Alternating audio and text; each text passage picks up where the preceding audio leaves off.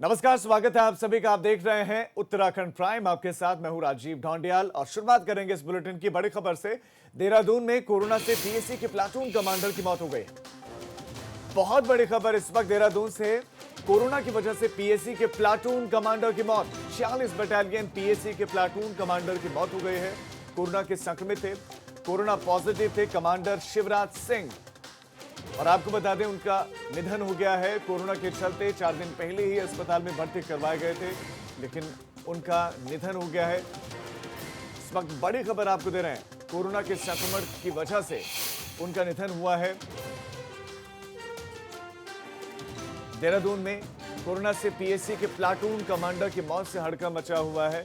और बड़ी खबर आपको बताते हैं, 46 बटालियन पीएसी में प्लाटून कमांडर शिवराज सिंह उनकी मौत होगी। कमांडर थे और उनका निधन हो गया है कोरोना के संक्रमण की वजह से। विनोद हमारे संवाददाता इस खबर पर और ज्यादा जानकारियों के साथ जुड़ गए हैं। विनोद, वाकई बेहद दुखद, शिवराज सिंह कमांडर निधन हो गया उनका। जी देखिए, ये जवान पीएसी 46 बटालियन का जवान है और जिसमें कोरोना पॉजिटिव आने के बाद में इसका इलाज चल रहा था, तो उन्होंने आज दम तोड़ दिया है। लिहाजा जिस तरह से फ्रंट लाइन में रहकर पुलिसकर्मी ड्यूटी कर रहे हैं, तो एक लाजमी जरूर था कि वो संक्रमित हो रहे हैं। लेकिन अब लगातार उत्तराखंड पुलिस में भी संक्रमित होने वाले लोगों की संख्या में इजाफा होता जा रहा है और जैसे ही करीब सैकड़ों से ज्यादा संख्या कोरोना पॉजिटिव की हो गई है जो उत्तराखंड पुलिस के जवान हैं, अधिकारी हैं, और आज सबसे पहली मौत हुई है। बड़ी ये एक दुखद खबर भी है पुलिस मुख्यालय और पुलिस विभाग के लिए। तमाम इस तरह की मौत होना एक पूरी तरह से सदमे में ये पूरा पुलिस विभाग है। और जिस तरह से अब लगी बढ़ती संख्या अब लगातार बिल्कुल विनोद, हौसले भी से टूटते हैं कि जब आपके प्लाटून कमांडर की मौत हो जाए, उनका निधन हो जाए कोरोना के चलते, तो फिर ये संक्रमण और ज्यादा डराता है। आपका इस तमाम जानकारी के लिए धन्यवाद और लोगों से यही अपील करेंगे कि कोशिश यही करें कि जो भी एडवाइजरीज हैं, जो भी गाइडलाइंस हैं, उनका पालन जरूर करें। अब एक और बड़ी खबर आपको दे रहे हैं। त्रिवेंद्र कैबिनेट में विस्तार की सुगबुगाहट तेज हो गई है। मंत्रिमंडल में 2 पदों को भरने की चर्चाएं तेज हो गई हैं। हालांकि कैबिनेट विस्तार को लेकर सुगबुगाहट बहुत पहले से इस बीच में कई बार ये बातें निकल कर आई कि अब शायद मंत्रिमंडल का विस्तार हो सकता है, लेकिन फिर होता नहीं है। फिर एक बार फिर चर्चाएं तेज हो गई। बीजेपी विधायक राजेश शुक्ला का बयान सामने आया और बीजेपी विधायक राजेश शुक्ला ने कहा कि अगर शुरुआत में ही पद भरते तो आज अच्छी परफॉर्मेंस देते मंत्री।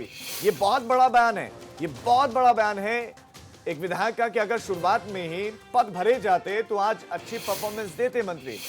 सवाल ये कि क्या उनका ये मानना है, क्या उनको ये लगने लगा है कि अब परफॉर्मेंस मंत्री अच्छी नहीं दे रहे हैं, जो ये उनकी टिप्पणी। बहरहाल आपको बता दें कि उन्होंने लिखा कि सीएम त्रिवेंद्र सिंह रावत ने कल आवास पर बुलाया। ये राजेश शुक्ला ने बात कही है, राजेश शुक्ला ने यह बयान दिया है। बड़ी खबर इस वक्त आपको देते हैं, बीजेपी के विधायक हैं राजेश शुक्ला, और राजेश शुक्ला ने बयान दिया है कि अगर शुरुआत में ही पद भरते तो आज अच्छी परफॉर्मेंस देते मंत्री। और अब यह भी उन्होंने बताया कि मुख्यमंत्री ने उनको उनके आवास पर बुलाया था। त्रिवेंद्र कैबिनेट के विस्तार की सुगबुगाहट तेज हो गई है। विधायक राजेश शुक्ला ने बयान दिया है।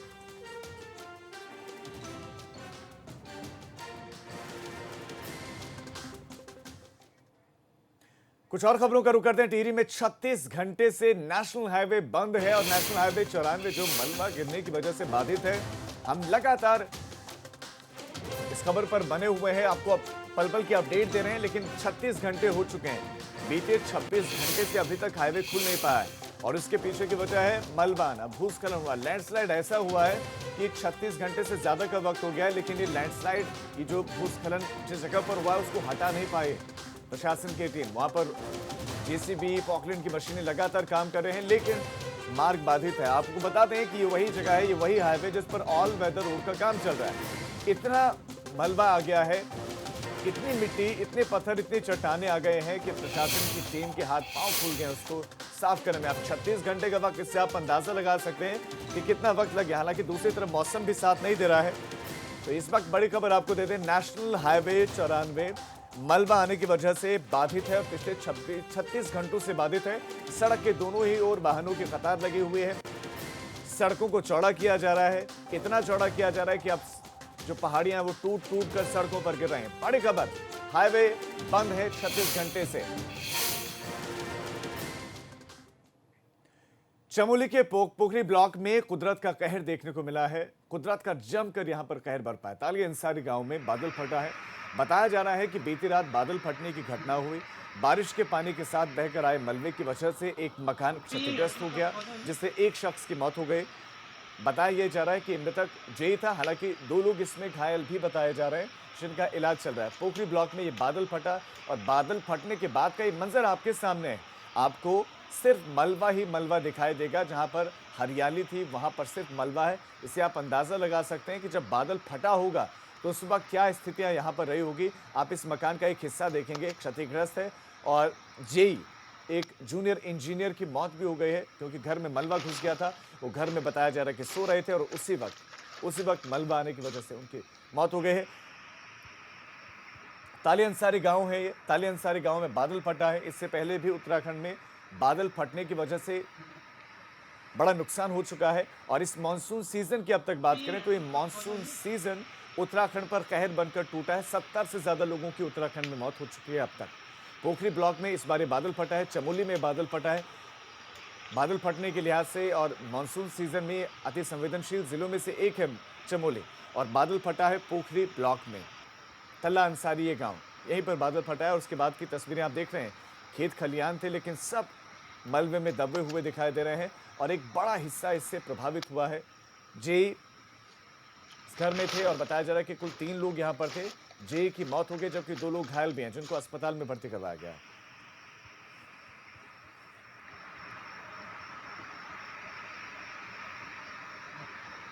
तो बादल फटा।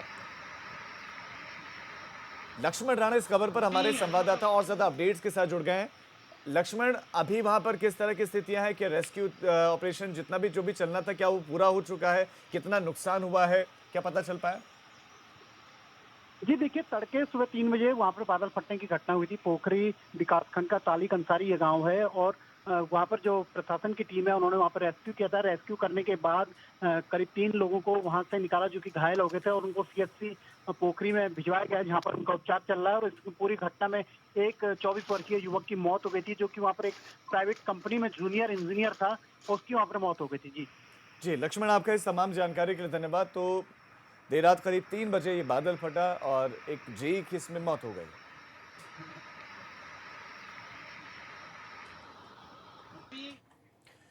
बागेश्वर में नेशनल हाईवे 309 पर एक कैंटर अनियंत्रित होकर खाई में जा गिरा और बताया जा रहा है कि कैंटर हल्द्वानी से बागेश्वर वापस आ रहा था। इस हादसे में एक शख्स की मौत हो गई और गंभीर रूप से घायल ड्राइवर को 108 एम्बुलेंस से अस्पताल लाया गया है। ये तस्वीरें हैं बागेश्वर की, जहां पर खाई में अनियंत्रित होकर ये कैंटर जा गिरा और उसके बाद की तस्वीरें आप देख रहे हैं। क्षतिग्रस्त हो गया पूरी तरह से कैंटर और हल्द्वानी से बागेश्वर ये वापस जा रहा था और इसी बीच में हादसे का शिकार हो गया। सूचना थाने पर आई थी कि एक आइशर जो है कैंटर जो है ट्रक नीचे गिर गया है। तो उस सूचना पर हम लोग यहाँ पर आए हैं और ये लगभग 200 मीटर जो है नीचे खाई में गिरी हुई है। उसमें जो है चालक है, जो उसको थोड़ा बहुत हल्की फुल्की चोटें थी, उसको जिला अस्पताल 108 के द्वारा भेज दिया गया है। बड़कोट से अब आपको खबर देते हैं। यहां पर यमुनोत्री हाईवे 16 घंटे से बाधित है और पहाड़ी से मलबा आने की वजह से, बोल्डर गिरने की वजह से मार्ग बाधित है। बड़ी खबर इस वक्त आपको दे रहे हैं बड़कोट से। यहां पर यमुनोत्री हाईवे 16 घंटे से ज्यादा वक्त से बाधित है और देर रात भी मूसलाधार बारिश की वजह से परेशानियां और ज्यादा बढ़ गई हैं। वो इस लिहाज से क्योंकि मार्ग पर जो मलबा गिरा हुआ है उसको हटाने में बड़ी दिक्कतें हो रही हैं। और ये वो तस्वीरें हैं बड़कोट में जब मलबा गिरा था और इतना मलबा गिरा है, इसको हटाने में इतना वक्त लग रहा है। 16 घंटे से ज्यादा बीत गए। इससे पहले हमने आपको टिहरी से खबर दिखाई थी, जहां 36 घंटे हो चुके हैं लेकिन मार्ग खुल नहीं पाया है। और ये है बड़कोट की ही तस्वीरें जब मलबा गिरा था और उसके बाद आपको बता दें कि 16 घंटे से ज्यादा का वक्त हो चुका है इस घटना को, इस भूस्खलन को, लेकिन अभी तक मार्ग खुल नहीं पाया है। इसके पीछे की वजह है मौसम साथ नहीं दे रहा है प्रशासन का। साथ साथ बड़े बड़े पेड़ आ गए हैं सड़क पर, बड़े बड़े चट्टाने हैं, पत्थर हैं, मलबा है। जेसीबी की मशीनें वहां पर जरूर है तो सही, लेकिन मौसम साथ नहीं दे रहा। जब मौसम साथ नहीं देता है तो ऐसे में मलबे को हटा पाना बहुत मुश्किल हो जाता है और इंतजार किया जाता है कि मौसम थोड़ी राहत दे, बारिश रुके तो काम शुरू किया जाए। 16 घंटे से ज्यादा का वक्त हो गया है। पहाड़ी दरकी थी और उसके बाद से मार्ग बाधित है।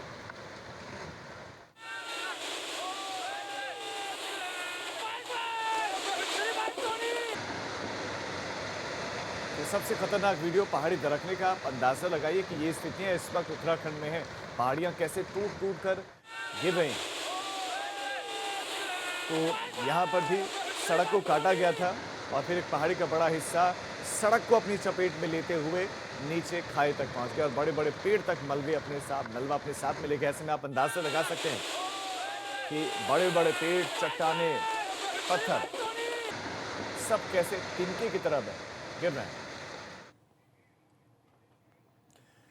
बड़कोट के मुरी इलाके में लोग जान जोखिम में डालकर सफर करने को मजबूर हैं। बताया जा रहा है कि बारिश की वजह से गांव तक पहुंचने वाले तमाम रास्ते ध्वस्त हो चुके हैं, जिस वजह से लोग इन खतरनाक रास्तों से आवाजाही कर रहे हैं। सीमांत गांव ओसला विश्व प्रसिद्ध पर्यटक स्थल हर की दून का आखिरी पड़ाव है।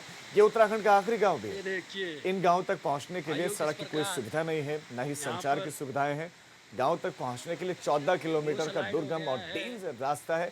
आप इसी मार्ग को देखिए कि जो व्यक्ति वीडियो बना रहा है वो किस जगह पर खड़ा है। जरा सा पैर फिसला और उसके बाद व्यक्ति सीधा खाई में जा गिरेगा। और इन्हीं मार्गों से रोजाना इन लोगों को आवाजाही करनी होती है। ये लंबे समय से मांग करें कि यहाँ पर एक पुल बनाया जाना चाहिए, लेकिन प्रशासन की तरफ से वादे के अलावा काम कहीं नहीं किया जाता। कोई पुल अभी तक यहाँ पर नहीं बना इन लोगों के। शरीर उधर डाल दो, शरीर हाँ, ये बढ़िया बढ़िया, बहुत बढ़िया बहुत बढ़िया। बस ही मत दिखाओ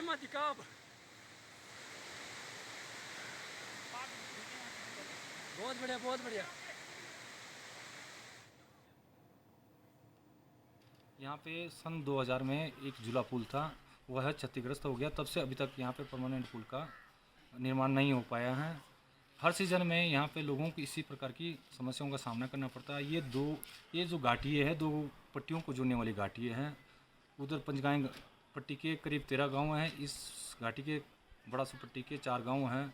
सभी लोगों की रिश्तेदारी ये आना जाना बराबर होना पड़ता है, पर परमानेंट पुल ना होने के कारण लोग अस्थायी पुलिया या नदी क्रॉस करके अपना जीवन यापन कर रहे हैं। कर्णप्रयाग में भी हाईवे फिर से बाधित हो गया और मलबा गिरने की वजह से हाईवे कर्णप्रयाग में बाधित है। और बताया जा रहा है कि गौचर आईटीबीपी के पास में भारी लैंडस्लाइड हुआ है, इसकी वजह से मार्ग बाधित है। मानसून सीजन में मलबा गिरने की घटनाएं लगातार बढ़ रही हैं और इससे हाईवे लगातार बाधित हो रहे हैं। और अलग अलग जगहों पर, चाहे वो बद्रीनाथ हाईवे हो, चाहे वो गंगोत्री हाईवे हो या यमुनोत्री हाईवे हो, 4 धाम को जोड़ने वाले जितने भी हाईवेज हैं, ज्यादातर जगहों पर ये बंद, अलग अलग जगहों पर, कोई एक जगह पर नहीं, अलग अलग जगहों पर भूस्खलन की घटनाओं की वजह से बाधित है। और अगर हम कर्णप्रयाग की इस जगह की बात करें तो ये लैंडस्लाइड, ये जो जोन है, ये मानसून सीजन में सक्रिय हो जाता है। इससे पहले भी यहाँ पर मलबा गिरा था, इसकी वजह से मार्ग बाधित हुआ था और एक बार फिर से बद्रीनाथ हाईवे कर्णप्रयाग में बाधित हो गया।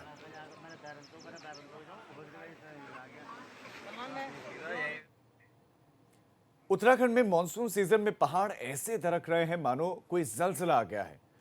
कहा नहीं जा सकता है कि सड़क पर कब और कहां से मलबा गिरे। हर दिन पहाड़ दरकने की खौफनाक तस्वीरें सामने आ रहे हैं जो लोगों के दिलों में खौफ पैदा कर रही हैं।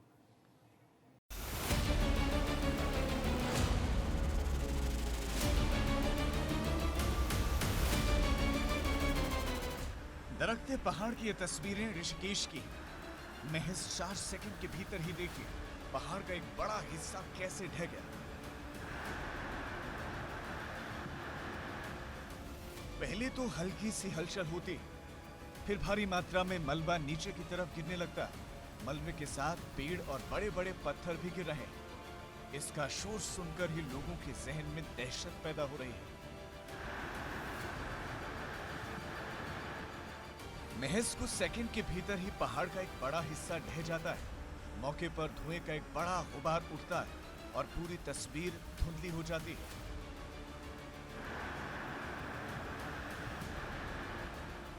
उधर कर्णप्रयाग में बद्रीनाथ नेशनल हाईवे पर पहाड़ दरकने का वीडियो दिलों में खौफ पैदा कर रहा है। पहाड़ी में पहले तो हल्की सी हलचल होती है और इसके बाद पहाड़ी का एक बड़ा हिस्सा नीचे आ गिरता है। अजीत सिंह राठी की रिपोर्ट, एबीपी गंगा। उत्तराखंड में मानसून का महीना जैसे मुसीबत लेकर आता है। चमोली के ठेली गांव में सड़क बंद होने की वजह से ग्रामीण एक घायल शख्स को कुर्सी पर बिठाकर मुख्य मार्ग तक लेकर पहुंचे और इन ग्रामीणों ने मुख्य मार्ग तक पहुंचने के लिए करीब 4 किलोमीटर का रास्ता तय किया, पैदल दूरी तय की और ग्रामीणों की तकलीफ का अंदाजा आप इन तस्वीरों को देखकर लगा सकते हैं कि अगर ये ग्रामीण मदद नहीं करते तो इस शख्स की क्या स्थिति होती। ये वहीं पर फंसा रहता और उसी दर्द में तड़पता रहता। तो ग्रामीणों ने कंधे पर उठाया, कुर्सी बनाई, एक टेम्पररी कुर्सी बनाई और उसी के सहारे 4 किलोमीटर पैदल चले और अस्पताल तक पहुंचाया। ये पहाड़ों की स्थिति है। ये चमोली की आप तस्वीरों को देख रहे हैं कि ग्रामीण कैसे ग्रामीणों की मदद कर रहे हैं। दूसरी तरफ प्रशासन की जिम्मेदारी थी कि सड़कों को खोला जाए, जल्द से जल्द सड़क खुले अगर कहीं पर मार्ग बाधित हैं, लेकिन ऐसा हो नहीं पा रहा है। आराम से हल्द्वानी में नेशनल हाईवे बाधित है। मलबा गिरने की वजह से हल्द्वानी नेशनल हाईवे बाधित है और दो गांव के पास में आपको बता दें कि मार्ग पर मलबा गिरा हुआ है। भूस्खलन की आशंका को देखते हुए प्रशासन की तरफ से लैंडस्लाइड जोन के आसपास जेसीबी तैनात कर दी गई है।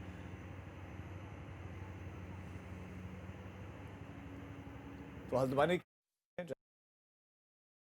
वहाँ पर कुछ समय के लिए ट्रैफिक रोकना पड़ता है। हालांकि इन सभी स्थानों पर जो हमारे ब्रिजेस हैं उनकी डीपीआर बहुत एडवांस स्टेज पे है, कुछ की एनएच में और कुछ की एसएच में। तो ये भी उम्मीद है कि अगले वर्ष तक यहाँ पे जो क्रॉस ओवर ब्रिजेस हैं वो प्लेस में आ भी जाएंगे। चलिए एक छोटे से ब्रेक के लिए हम रुक रहे हैं, फौरन लौट रहे हैं। आप देखते रहिए एबीपी गंगा।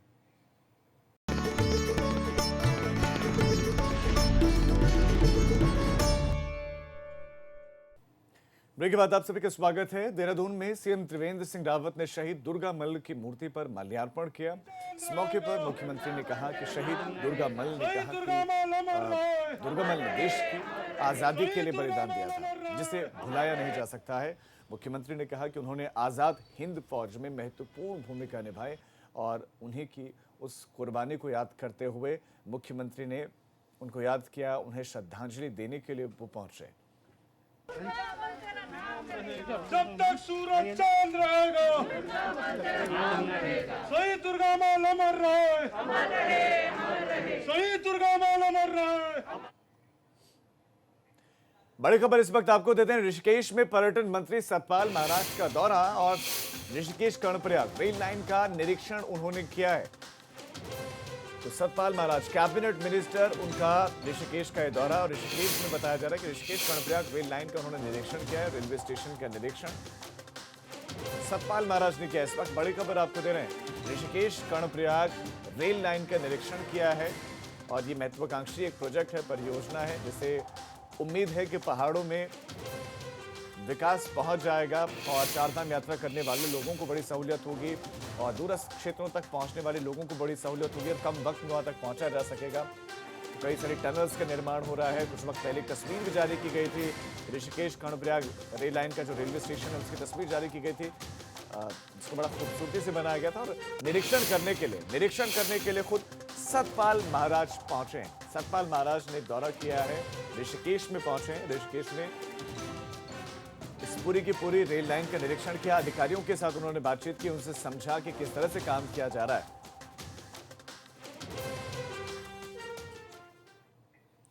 इन दिनों उत्तराखंड की सियासत में आम आदमी पार्टी का नाम भी तैर रहा है। इस पर नेता प्रतिपक्ष इंदिरा हृदयेश का कहना है कि आम आदमी पार्टी उत्तराखंड में अपने सपने बुनने का प्रयास कर रही है, लेकिन कभी एक दिन में कोई अपना घर बना नहीं लेता है। देखिए, सबसे बड़ा मुद्दा कोरोना काल में होने जा रहा है वो है बेरोजगारी।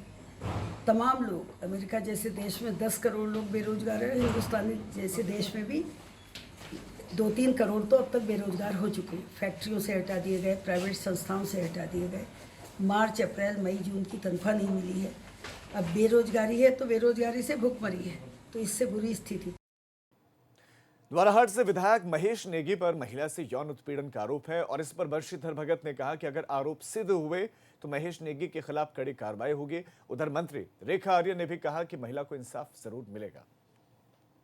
शासित पार्टी है और चरित्रहीनता तो बहुत ही ज्यादा गंभीर विषय है, लेकिन सबसे पहले रिपोर्ट उनकी पत्नी ने किया है कि हमको ब्लैकमेल किया जा रहा है, हमसे पैसे मांगे जा रहे हैं और ये किया जा रहा है। उन्होंने रिपोर्ट लिखाई, उसके बाद महिला ने भी रिपोर्ट लिखाई है। पुलिस जांच कर रही है विषय जांच का है। जांच के बाद अगर महेश नेगी आरोपित होते हैं या अपराधी माने जाते हैं तो निश्चित रूप से भारतीय जनता पार्टी बहुत कड़ा कदम उठाएगी। महिला की जो तहरीर है वो हमारे महिला आयोग में आई थी और साथ साथ में उसके बच्चे के संदर्भ में भी बाल अधिकार संरक्षण आयोग में भी ये विषय आया था। इसलिए दोनों का ही संज्ञान लिया गया है और इसके लिए एसएसपी को भी निर्देशित किया गया है कि उसमें जांच और उस पर कार्रवाई करनी चाहिए। और मुझे लगता है सारी चीज़ें अभी जांच के दायरे में है और हमारा विभाग निश्चित रूप से किसी के साथ भी अन्याय नहीं होने देगा और जांच के बाद दूध का दूध पानी का पानी होगा। उत्तराखंड पुलिस विभाग में शर्मसार कर देने वाली एक घटना सामने आई है। देहरादून के एक पुलिसकर्मी पर 12 साल की बच्ची के साथ दुष्कर्म करने का आरोप लगा है। आरोपी पुलिसकर्मी को पॉक्सो एक्ट की धारा में गिरफ्तार करके जेल भेज दिया गया है। बताया जा रहा है कि पीड़ित परिवार सचिवालय के पास रहता है और आरोप है कि पुलिसकर्मी ने रविवार शाम को इस वारदात को अंजाम दिया।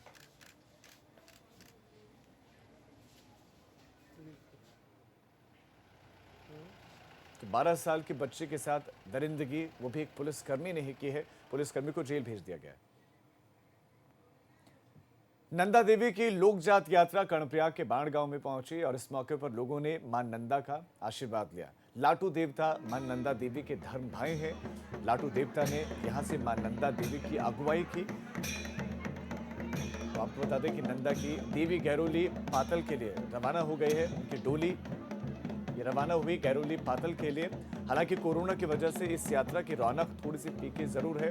जितनी बड़ी संख्या में लोग यहां पर पहुंचते थे, हजारों की संख्या में देश विदेश से लोग इस यात्रा को देखने के लिए पहुंचते थे।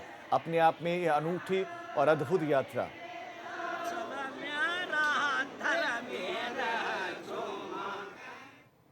उत्तरकाशी में हरि महाराज के दूधगाड़ू मेले की रौनक यहां पर दिखाई दी और मेले में इलाके के लोगों की बड़ी आस्था है। यही वजह है कि लोग देवडोलियों के साथ मेले में पहुंचते हैं और इस दौरान ढोल नगाड़ों की थाप पर माहौल यहां पर गूंज उठा।